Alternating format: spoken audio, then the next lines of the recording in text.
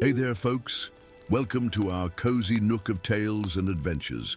Today, like every episode, we're unlocking the doors of imagination to explore new worlds, meet fascinating characters, and experience unique emotions. I promise to take you on an unforgettable journey through the power of words. So get comfy, grab your favorite drink, snuggle into that perfect spot, and get ready to lose yourself in a new story. Leave the outside world behind for a while and dive with me into the depths of storytelling.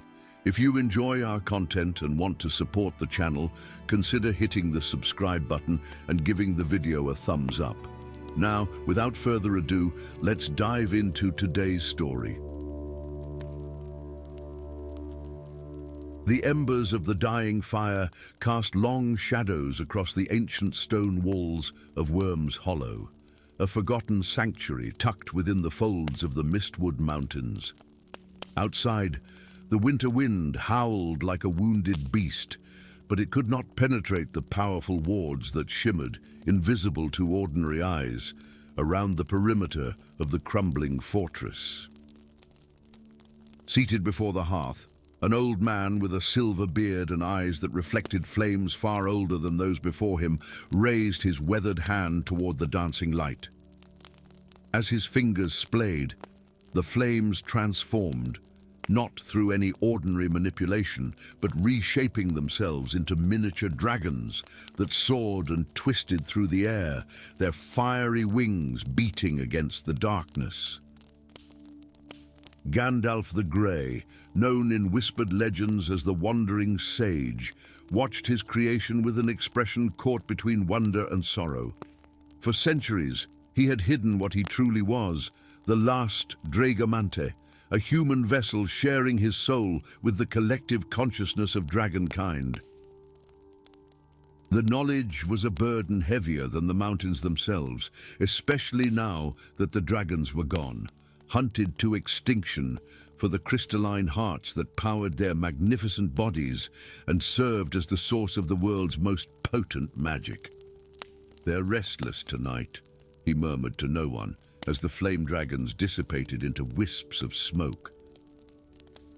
Within his mind, dozens of distinct draconic voices rumbled and roared, a cacophony of ancient wisdom and primal power that would drive any ordinary mortal to madness. After 8 centuries of bearing this burden, Gandalf had learned to filter their voices, to draw upon their knowledge without surrendering his humanity most days. The sudden tremor in the wards surrounding Worm's Hollow snapped his attention outward. Someone approached, someone with considerable power to have detected this place at all. Gandalf rose, his hand instinctively gripping his gnarled staff, topped with a dragon's tooth embedded in crystal. The dragons within him stirred, their senses extending beyond his mortal limitations. "Danger," they whispered in unison, a rare moment of agreement among the often contentious chorus. The Crimson Hunters approach.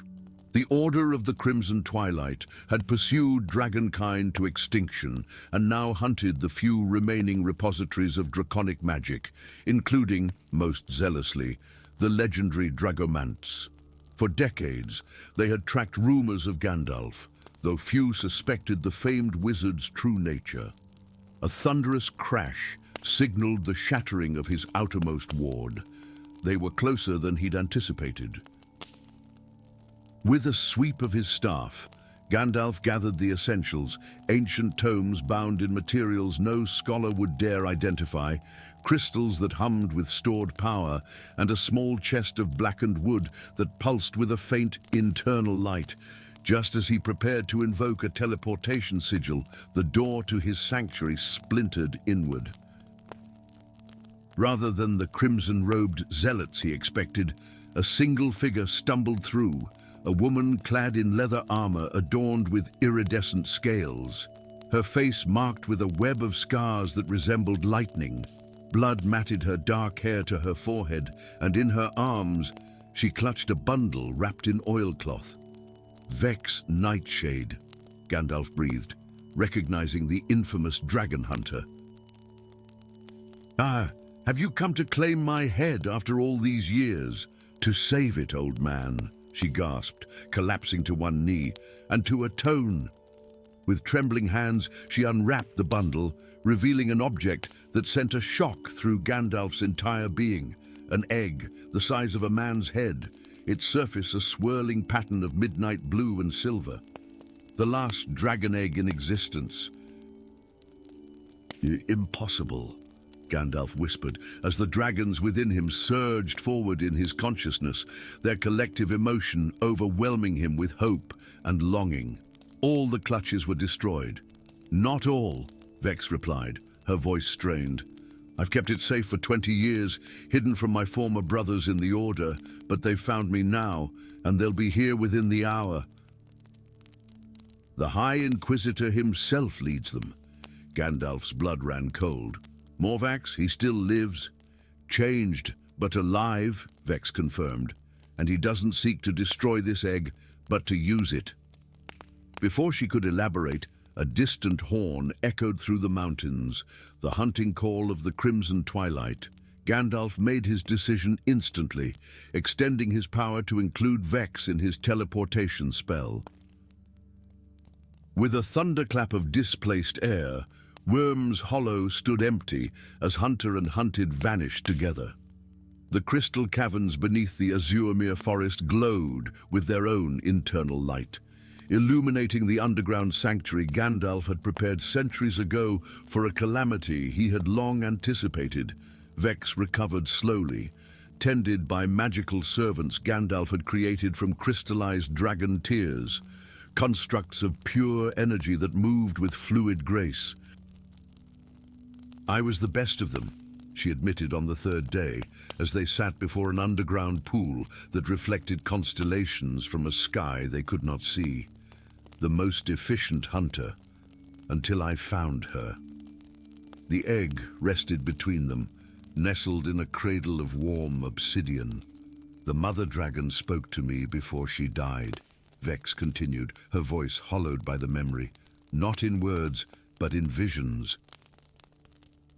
I saw what we were destroying, not mindless beasts, but the eldest children of creation, keepers of knowledge that predated humanity itself. Gandalf nodded, understanding all too well. And so you took the egg and disappeared. The Order branded me traitor. For 20 years, I've stayed one step ahead of them, moving the egg constantly to mask its magical signature. Her scarred face hardened. But Morvax has changed his tactics. He's learned ancient blood magic to track draconic essence. That's how he found me, and how he'll find us again. What does he intend? Gandalf asked, though the dragons within him already whispered the terrible answer. The ritual of eternal fire, Vex replied. He requires the egg and the blood of a Dragomante, which is why I sought you. The ritual won't just destroy the egg, it will harness its power to resurrect the greatest threat our world has ever known, the Dracolic Vosithras. Gandalf closed his eyes, accessing memories older than humanity. The dragons within him shuddered collectively at the name, Vosithras, the first dragon to turn against its own kind, corrupted by greed and forbidden magic, slain only through the combined might of dragons and the first human wizards. If reborn through the ritual, Gandalf said gravely, Vosithras would command both the living and the dead. Morvax believes he can control such power. Morvax was once your apprentice, was he not? Vex asked pointedly. The reminder landed like a physical blow.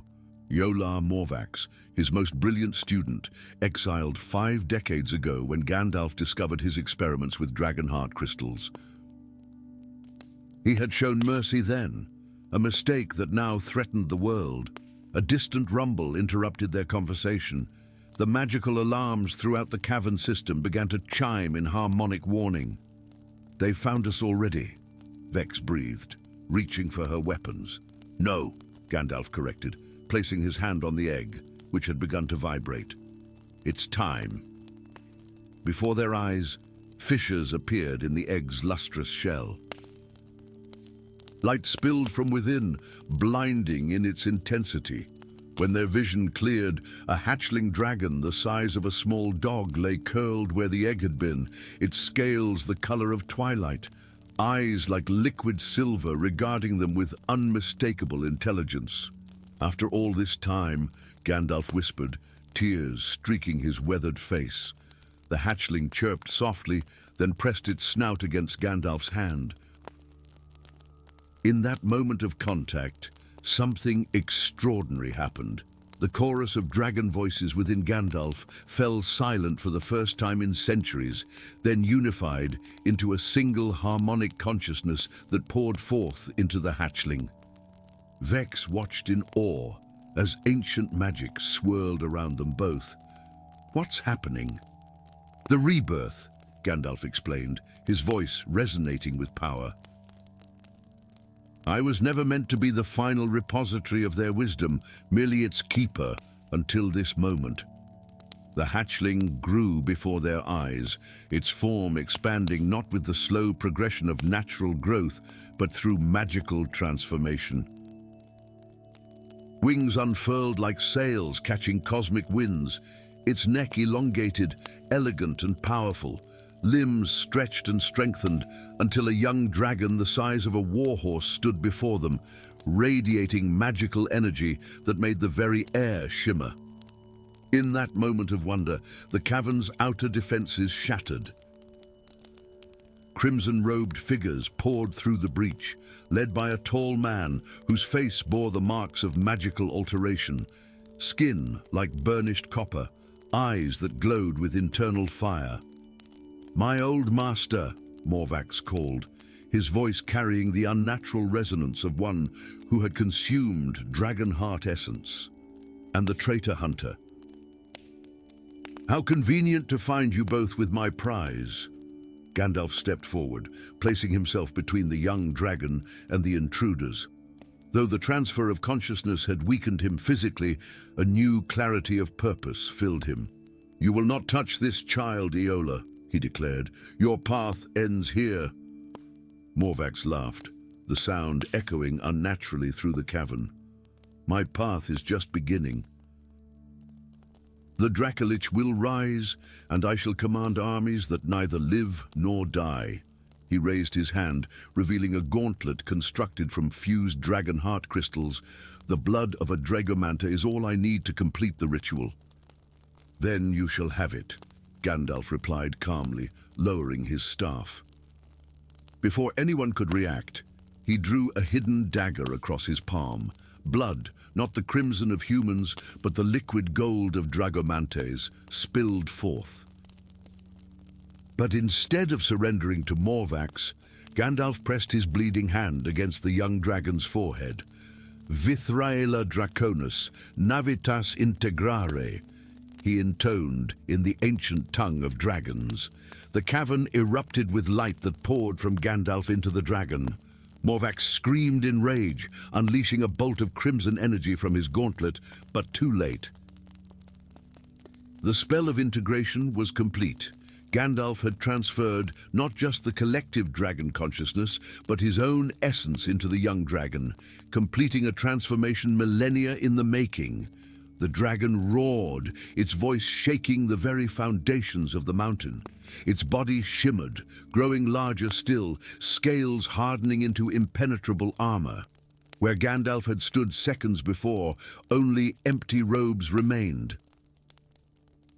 "No!" Morvax howled, realizing what had happened. "The ritual." But the ritual of eternal fire required a Dragomante's blood, separate from a dragon. With their essences now fully integrated, the ritual was impossible. The dragon, now bearing the wisdom of all its ancestors and the compassionate humanity of Gandalf, regarded the Order members with eyes that contained centuries of knowledge. "Your hunt ends here, Eola," it spoke, its voice both strange and familiar. "The age of dragon slayers is over. The age of renewal begins." Vex Nightshade, former hunter turned protector, stepped to the dragon's side, weapons ready. "I suggest you run," she advised the stunned Order members. and very, very fast.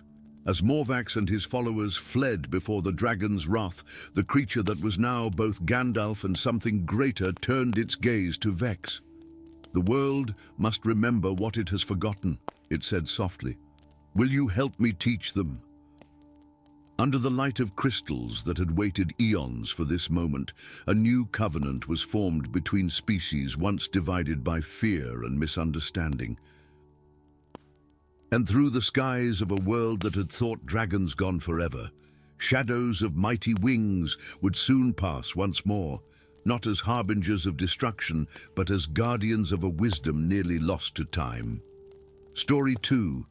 The wind howled between the floating fragments of Marestorm, a realm where islands hung suspended above a churning sapphire-dark sea.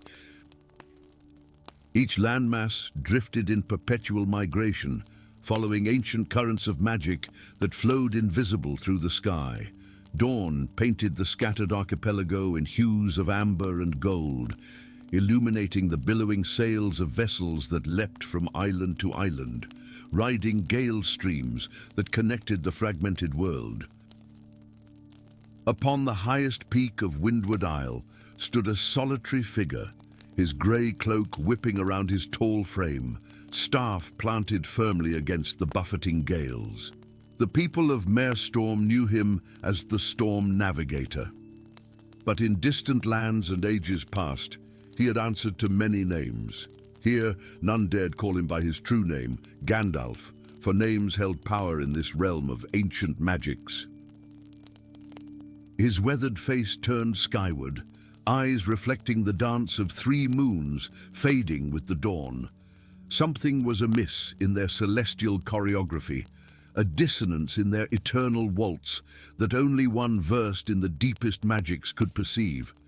He had felt it first 3 nights prior, a tremor in the arcane foundations of Marestorm that had drawn him from his contemplations. "But the tides speak of endings, Storm Navigator," came a voice like water over stone. Gandalf turned to face the speaker, a woman seemingly carved from living coral, her skin iridescent with patterns that shifted like currents. The oracle of the shattered tides stood before him, her first appearance beyond her sacred grotto in over a century.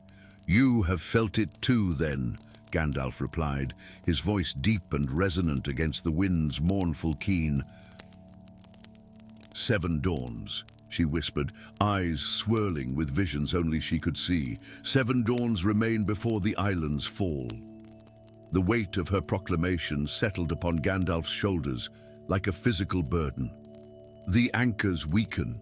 The world serpent stirs from its slumber," the oracle answered, raising a webbed hand toward the distant horizon. "The chains that bind it fray. When they break, all that floats shall sink." Gandalf's gnarled fingers tightened around his staff, azure light kindling within the crystal embedded at its crown. From beneath his cloak, he withdrew an ancient parchment, the wind chart of Marestorm, the only map in existence that showed the true positions of all islands simultaneously, regardless of their constant movement. "The trident of Oceanus," the oracle continued, her voice fading as her corporeal form began to dissolve into sea spray. "Find its 3 fragments. Only when reunited in the hands of the divided heirs can the serpent be subdued once more." By midday, Gandalf had called upon the Sky Harbour Master of Windward Isle, commanding the fastest skiff in their aerial fleet. The Tempest's promise cut through cloud and wind, its enchanted sails harnessing the very currents of magic that kept the islands aloft. The first fragment, according to ancient texts, lay in the possession of the Mistral clan, fierce warriors who ruled the northwestern quadrant of Marestorm. "You venture into blood tides, Storm Navigator," cautioned Captain Lyra, her hands steady on the vessel's wheel despite her concern.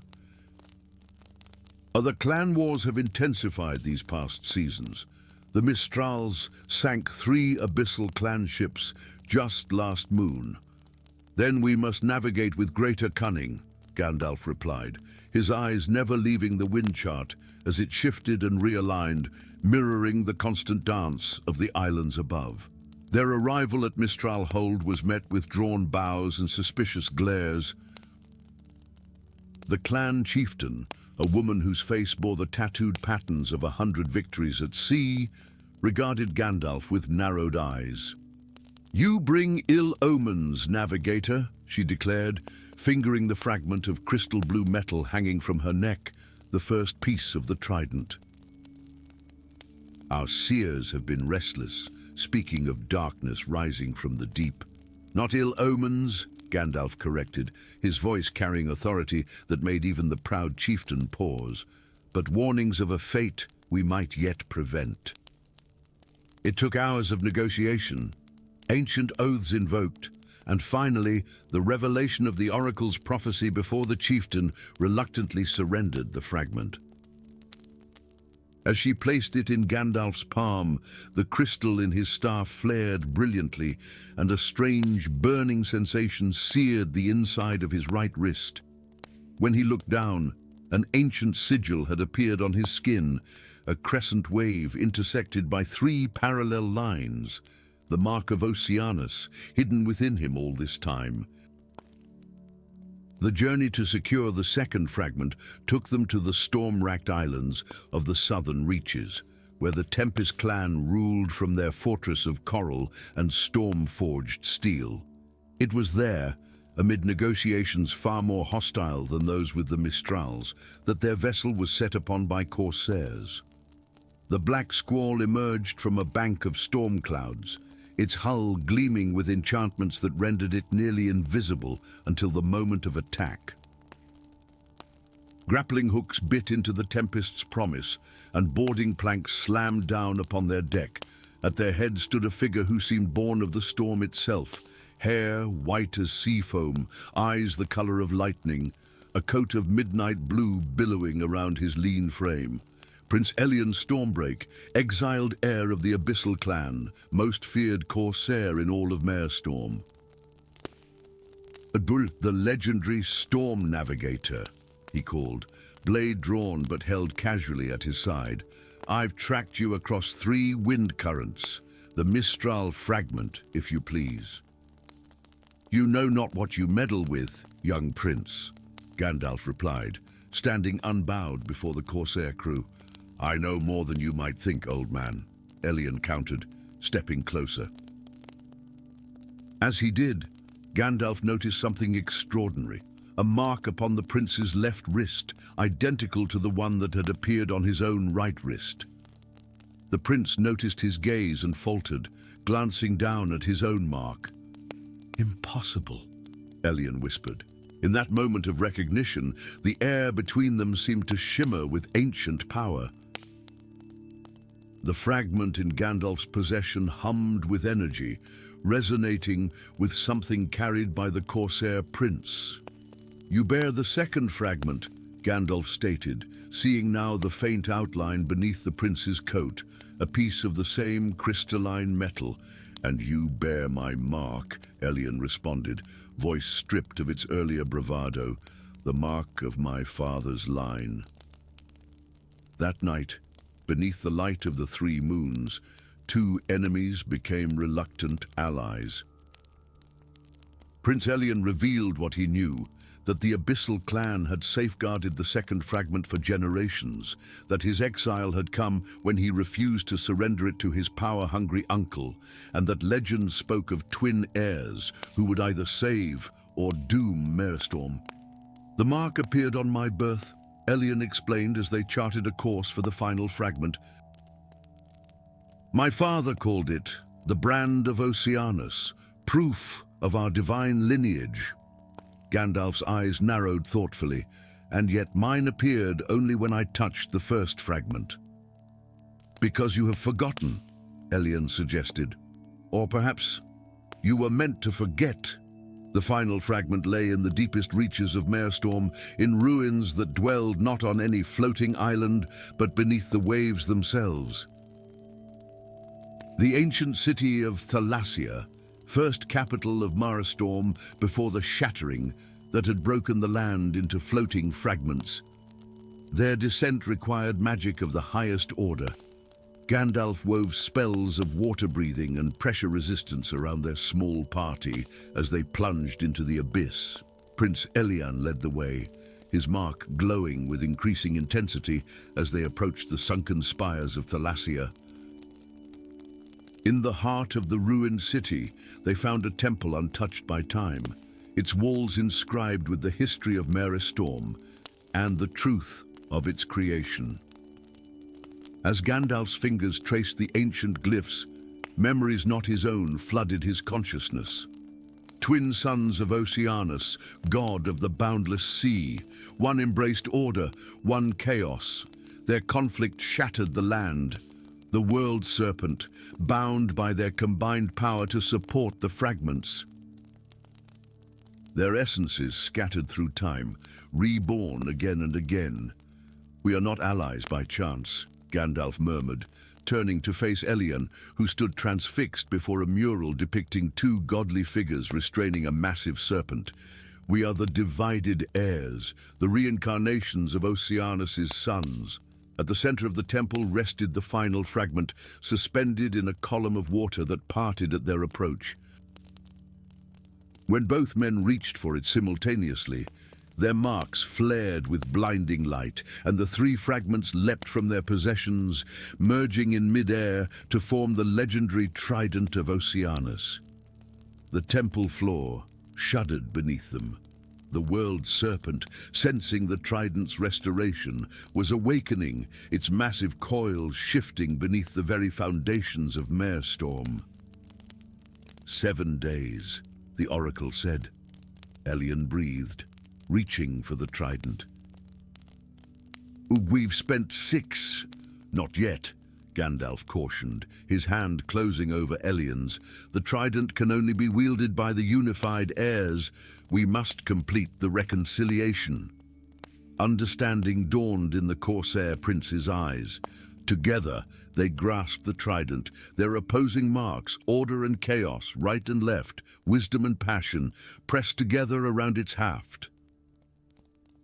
A surge of power unlike anything Gandalf had experienced in his long existence coursed through him. Memories of countless lifetimes cascaded through his mind. Lives spent searching, fighting, forgetting, and beginning anew. He was Gandalf, yes, but he was also something far more ancient. The waters around them churned as the massive form of the world serpent rose, scales gleaming like black opals, eyes ancient and full of malice. It had supported Mare Storm for millennia, but its strength was never meant to be a permanent solution. "Together," Gandalf commanded, raising the trident as the serpent lunged. Light erupted from the legendary weapon, enveloping the world serpent in chains of pure energy. But instead of binding it once more to its eternal task, the magic transformed it, reshaping its colossal form into pillars of living stone that rose from the depths toward the floating islands above. When the light faded, Gandalf and Elian found themselves standing atop the highest spire of a newly risen Mare Storm, a single unified land once more, supported by the transformed body of the world serpent, now a mountain range that formed the realm's backbone. "We didn't just save it," Elian whispered in awe, looking out at the formerly scattered islands, now joined as one continuous land. "We healed it." Gandalf nodded, feeling the weight of ages lifting from his shoulders. The divided became whole, as did the land. The trident in their hands dissolved into motes of light that scattered across the newly unified realm, seeding it with renewed magic and life. Their marks faded from their wrists, the ancient geas fulfilled at last. As dawn broke over the reborn realm, Gandalf gazed out at the horizon, knowing his role as storm navigator had ended. New journeys awaited, as they always did, but for the first time in countless lifetimes, he remembered his beginning and the cyclical nature of his endless wandering. "Will you remember this time?" Elian asked, somehow understanding the nature of Gandalf's existence. The wizard smiled enigmatically, leaning on his staff as the light of a new day bathed the united realm of Marestorm. "Some stories," he replied, "are worth remembering." Story 3. The skies above Eldoria trembled as the three moons, argent, azure, and crimson, inched closer to perfect alignment for the first time in a millennium. Their combined light cast peculiar shadows across the ancient spires of Lunathion, the sacred mountain whose peak reached so high that it was said to scrape the underbelly of the heavens. Forests of silver-barked trees swayed beneath the tricolored glow, their leaves shimmering like liquid metal in the enchanted light. In a modest dwelling nestled at the edge of the Whispering Woods, far from the opulent castles of the Four Kingdoms, a figure stood watching the celestial dance through a window of beveled crystal. His beard, once auburn but now streaked with silver, fell to his waist, and his eyes reflected wisdom gathered across more centuries than any mortal should witness. The people of nearby villages knew him simply as the Grey Wanderer, a harmless eccentric who occasionally provided herbal remedies or whispered advice that, in retrospect, always proved uncannily prescient. But in distant lands and forgotten times, he had been known by another name, Gandalf. Tonight, as the three moons crept toward their destined convergence, Gandalf felt ancient magic stirring in the marrow of his bones.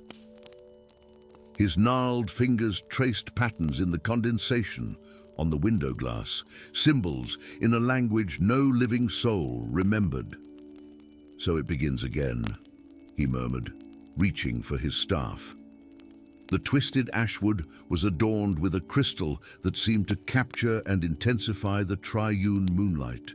The alignment would be complete by dawn, and with it would come the manifestation of the crown of the three moons atop Lunathion's highest peak. According to legends carefully cultivated by the ruling houses of Eldoria, whichever monarch claimed the crown would be granted dominion over all the kingdoms. Already, royal expeditions from the courts of spring, summer, autumn, and winter were making their way toward the mountain, each determined to seize power. None understood the crown's true purpose. Gandalf had spent centuries in the shadows, guiding events with the subtlest of touches, preserving the fragile balance of Eldoria while concealing his own nature. Tonight would force him into the light and possibly reveal secrets he had kept even from himself. As he stepped outside, the earth seemed to hum beneath his feet. The animals of the forest had fallen silent, sensing the gathering of primal energies. Gandalf whispered an incantation, and his humble cottage shimmered before disappearing entirely, leaving no trace that anyone had ever dwelled there. The road to Lunathion would be treacherous, especially with the royal armies converging from all directions. Gandalf chose instead to travel the hidden paths, ways known only to the Guardians and those creatures old enough to remember the world's shaping. He stepped into the hollow of an ancient oak and emerged 50 leagues closer to his destination, beside a spring whose waters ran uphill rather than down. It was there, as he paused to collect water in a silver flask, that he first sensed he was being followed. "You might as well show yourself," he called, not bothering to turn around. "Your skills are impressive, but the trees themselves whisper of your passing." From the shadows of a boulder emerged a figure draped in a cloak that seemed to shift colors with each movement. Beneath its hood, only a pair of eyes were visible, violet irises with pupils shaped like crescent moons. "The legendary Gandalf himself," came a melodious voice, feminine, but with an edge like fine steel. "I was beginning to think you were merely a myth." "Most myths have some truth at their core," Gandalf replied, finally turning to face the stranger. though I don't believe I've had the pleasure. Seraphine, she said, lowering her hood to reveal a face of striking beauty, marred by a silver scar that traced from temple to jaw. Some call me the memory thief. Gandalf's expression remained impassive, but internally, alarm bells rang. Memory thieves were rare and dangerous, practitioners of forbidden magic who could extract and consume the memories of others, leaving their victims hollow shells. An unusual profession, he remarked casually, gripping his staff a fraction tighter. Seraphine smiled, revealing teeth too sharp to be entirely human. It pays well enough. The Queen of Winter has commissioned me to retrieve certain memories. Yours, specifically. My memories would give you terrible indigestion, my dear, Gandalf replied, a dangerous glint in his eye. Perhaps, but I'm more interested in why I already possess memories of you that I never stole, memories of events that haven't happened. She stepped closer, her violet eyes searching his face.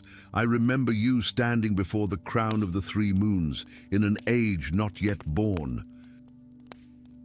I remember you calling me sister. Gandalf felt the world tilt beneath him. The words struck a chord so deep he hadn't known it existed within his being. For a fleeting moment, images flashed through his mind, a citadel of crystal and light, beings of pure energy maintaining the fabric of reality, a great sacrifice that shattered one consciousness into many fragments scattered across time. Impossible, he whispered, though even as he said it, certainty bloomed within him. Is it? Seraphine countered. The crown appears once every 1,000 years. How many appearances have you witnessed, Gandalf? How long have you wandered Eldoria, guiding from the shadows? Before he could answer, the ground beneath them shuddered. In the distance, atop Lunatheon, a pillar of light, silver, azure, and crimson intertwined, shot skyward as the three moons reached perfect alignment. The crown manifests, Seraphine breathed. We must hurry. Without waiting for his agreement, she turned and began to run along a path visible only to her eyes. Gandalf hesitated only a moment before following. Whatever game the memory thief played, she had awakened questions that demanded answers. They traveled without rest, using pathways that bent the normal rules of distance. As dawn approached, they reached the foot of Lunatheon, where the armies of the Four Kingdoms had already begun their ascent, clashing wherever they met on the narrow mountain trails. There is another way, Gandalf said, gesturing toward a seemingly solid rock face. One the kings and queens do not know. With a touch of his staff, the stone rippled like water, revealing a passageway that spiraled upward through the mountain's heart. As they ascended, ancient murals decorated the walls, images depicting the creation of Eldoria, the binding of some great power, and guardians standing eternal watch. The veiled history, Seraphine murmured, running her fingers over a depiction of hooded figures with eyes like her own. The true story of Eldoria, hidden from its inhabitants? Not hidden, Gandalf corrected, his voice echoing strangely in the passage. Forgotten, by design. As they climbed higher, the air grew thin and shimmered with magical potential. At last, they emerged onto a plateau near the summit. Above them, suspended in mid-air at the exact convergence of light from the three aligned moons, hovered the crown of the three moons, a circlet of metal that seemed both solid and liquid simultaneously, adorned with three gems that matched the colors of Eldoria's celestial guardians. They were not alone. The monarchs of the Four Kingdoms had arrived with their elite guards, each eyeing the others with suspicion and the crown with naked ambition. Behold, the Wanderer appears, declared the Summer King, his golden armor gleaming. Come to witness my ascension, old man. You mistake the crown's purpose, Gandalf replied, stepping forward. It is not a tool for dominion. The legends are clear, the Winter Queen countered, frost forming where her feet touched the ground. And the crown grants absolute power over all Eldoria. Legends crafted to ensure the crown would be sought and found when needed, Gandalf said, his voice gaining a resonance that made the very mountain tremble. He turned to Seraphine. The crown does not grant power, it reveals truth. Understanding dawned in Seraphine's eyes. It's a key to a prison, Gandalf confirmed, raising his staff. The light from the three moons intensified, focusing through the crown like a lens. A beam struck the mountain peak, revealing intricate runic patterns that had been invisible moments before, a seal of immense complexity and power. "What sorcery is this?" demanded the Autumn Queen, her leaf-embroidered robes rustling without wind. Before anyone could answer, the seal began to crack. From within, a presence emerged, not physical, but a consciousness so vast it pressed against the minds of all present. The royal guards fell to their knees, blood trickling from their noses and ears. "The Devourer awakens," the Spring King whispered in horror. "No," Gandalf corrected, stepping toward the seal, staff raised. "The Devourer stirs in its sleep, as it does every millennium. The crown does not release it, it renews the binding." With shocking speed, Seraphine moved to Gandalf's side. But the binding requires sacrifice, the transference of consciousness from one guardian to the next. She met his gaze. "That's why I remember you as brother. We were once part of the same entity, the original guardian, shattered into fragments to maintain the seal through ages." Fragments of memory crystallized in Gandalf's mind, the truth he had been made to forget each time the cycle renewed. He was not merely a wanderer or wizard, but one of the Shadow Guardians, those who had sacrificed their very identities to protect Eldoria from the entity that slumbered beneath reality itself. "Up! The kings and queens are not the true heirs of Eldoria," he said, loud enough for all to hear. "They are stewards only, while the true heirs stand eternal watch in the shadows." The monarchs protested, but their voices fell silent as Gandalf raised his hand toward the crown. It floated down from its position, hovering before him. "Once every 1,000 years, the Guardian must be renewed," he explained, his eyes meeting Seraphine's. "A fragment of consciousness transferred, memories of purpose restored, while the old Guardian fades into legend once more." "You will lose yourself," Seraphine realized. "Everything you are." "Not lost," Gandalf corrected with a gentle smile. "Transformed, as you once were, as I will be again, as all Guardians must be." He placed the crown upon his head. Light exploded from his form, enveloping the mountaintop. The seal strengthened, intricate patterns reweaving themselves into an impenetrable barrier. The presence beyond receded, returning to its slumber for another millennium. When the light faded, Gandalf stood transformed. His mortal disguise had fallen away, revealing a being of shimmering energy contained within a humanoid form. The crown had become part of him, its 3 gems embedded in his forehead. "I remember," he said, his voice resonating with newfound power and ancient purpose. "I remember everything." He turned to the monarchs, who knelt in stunned silence before this revelation. "Return to your kingdoms," he commanded. "Rule wisely and well. The truth of Eldoria is not for mortals to bear, not yet." As the royal parties descended the mountain, Seraphine remained, studying the being who had been Gandalf. "Oh, will you forget again?" she asked. "When your guardianship ends." The guardian who had been Gandalf smiled enigmatically. "Perhaps, but some connections transcend even forgetting."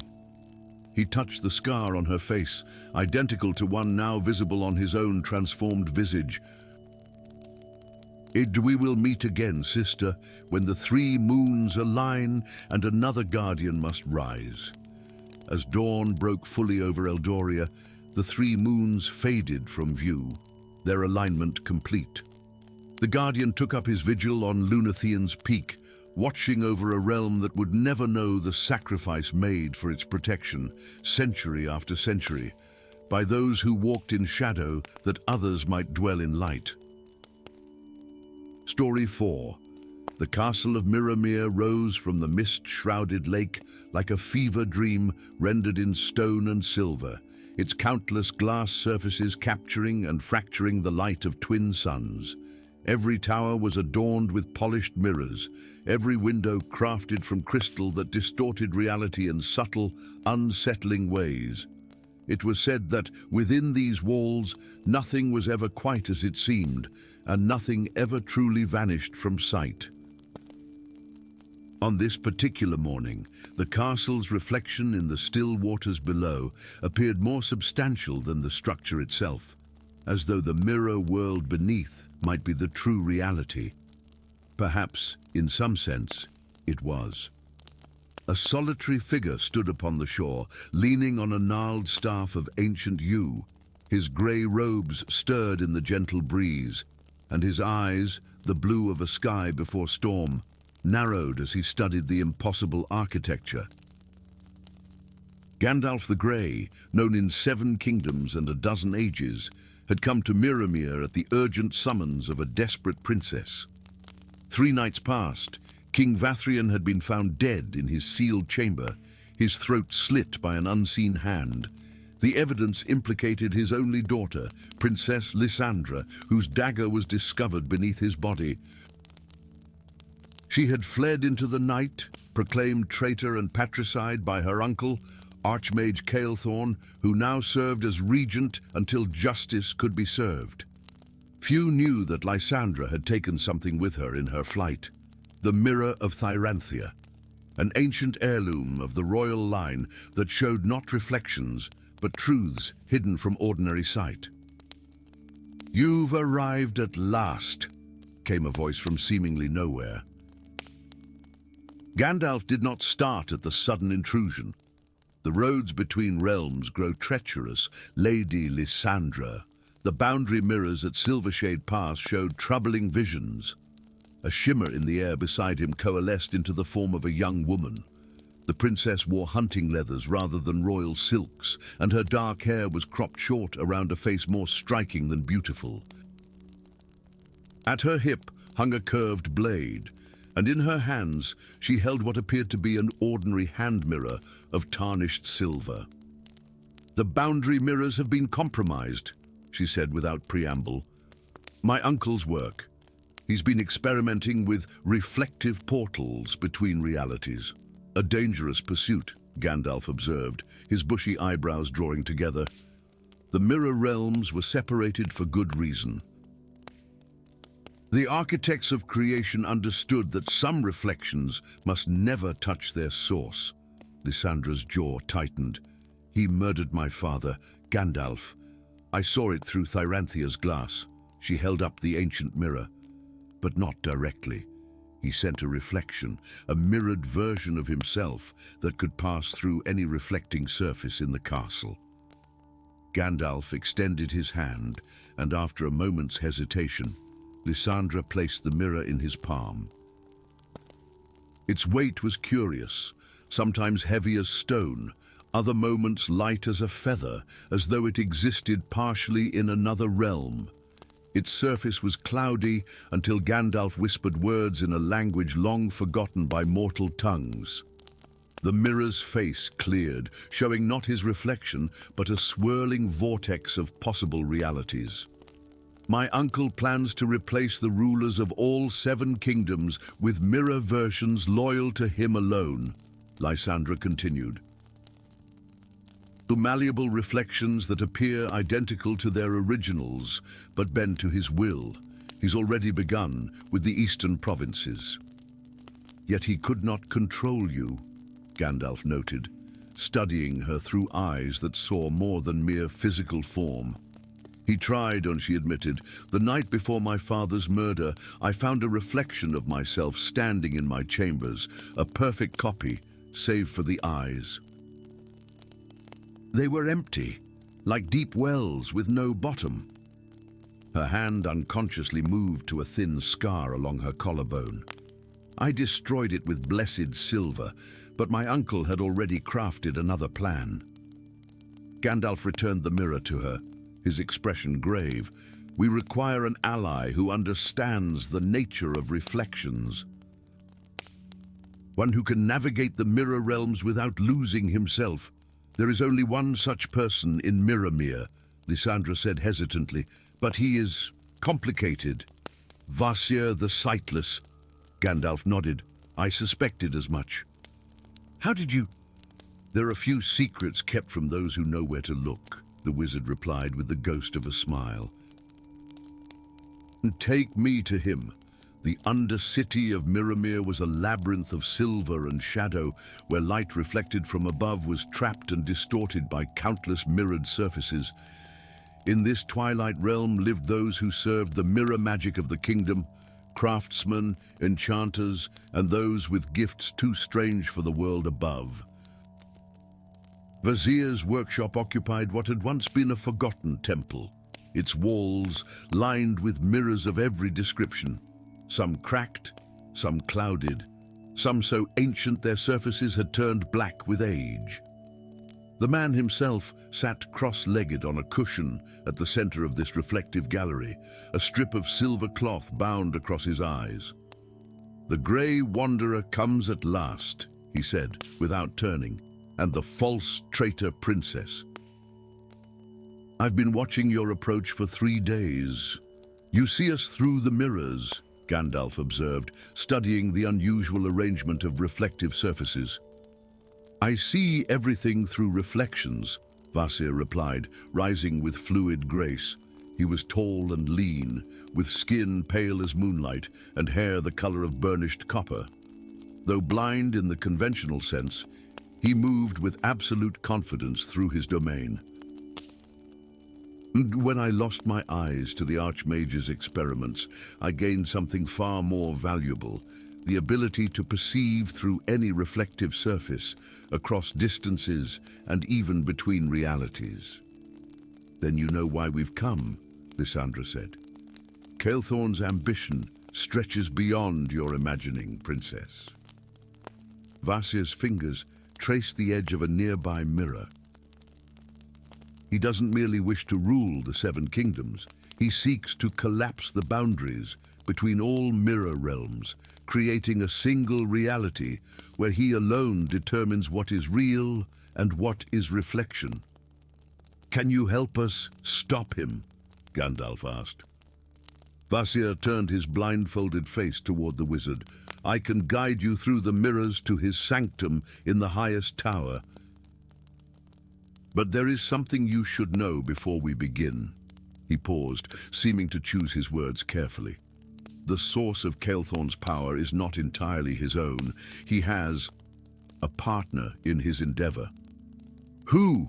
Lysandra demanded. Instead of answering, Kvasir gestured to an ancient mirror of obsidian glass.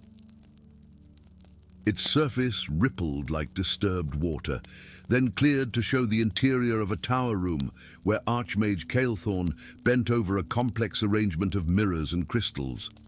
Beside him stood a figure that made Gandalf draw in a sharp breath, a perfect reflection of himself, save for eyes that burned with cold fire and robes of midnight rather than storm grey. Impossible, the wizard whispered. In the infinity of mirror realms, nothing is impossible, Kvasir replied. This reflection of you comes from a reality where wisdom turned to ambition, where Gandalf the Grey became Gandalf the Void. He has been advising Kael'thorn, providing knowledge from beyond this reality. Gandalf's fingers tightened around his staff. Every light casts a shadow, he murmured. Every soul has its dark reflection. We must hurry, Lysandra urged. And tonight is the convergence of 7 moons. My uncle will use the amplified power to open permanent gates between realms. Vasir nodded and approached the largest mirror in his collection, a full-length oval of flawless silver in an ancient frame carved with runes of passage. This will take us directly to the tower. Be warned, moving through mirrors is disorienting for those unaccustomed to it. You may experience echoes of other selves. With a gesture of his hand, the mirror's surface became liquid silver. Vasir stepped through without hesitation, disappearing into its mercurial depths. Lysandra followed, clutching the mirror of Thyranthia to her chest. Gandalf paused at the threshold, studying his reflection as it shifted and changed, showing him as he had been, as he might become, as he never was. Then, with a determined step, he crossed into the silvery veil. The sensation was like plunging into icy water that burned and froze simultaneously. Gandalf felt himself stretched across countless realities, each one showing a different version of his long existence. In one, he wielded a staff of flame as king of a broken realm. In another, he lay dying beneath unfamiliar stars. In yet another, he had never been a wizard at all, but a simple scholar studying ancient texts. Then, with jarring suddenness, he emerged into Kael'thorn's mirror sanctum. The circular chamber was a masterpiece of reflective magic. 7 great mirrors stood in a perfect circle, each showing a different kingdom. Between them, smaller mirrors hung suspended in midair, their surfaces rippling with barely contained energy.